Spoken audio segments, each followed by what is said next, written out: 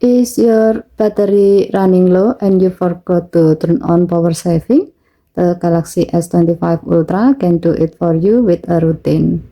To do so, go to Setting, swipe down from the top right corner of the screen to open up the Quick Settings panel, and then tap Settings icon, scroll down the screen, then tap Mode and Routine. Now tap Discover, scroll down the screen. Under Battery section, select Save Battery. Here you will see the preloaded routine. In the If section, the phone checks two things.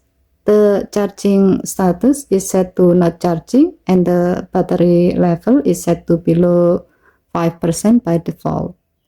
In the Then section, power saving will be turned on automatically.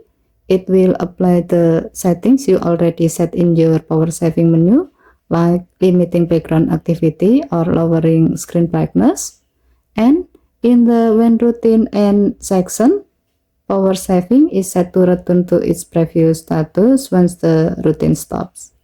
At the bottom, you can choose to edit, share it, or simply save it so it's ready to use. This is super helpful if you are out and about and don't notice your phone is about to die, because the routine will automatically turn power saving to help your battery last longer. Okay, thank you for watching. Please help to like and subscribe. Have a nice day.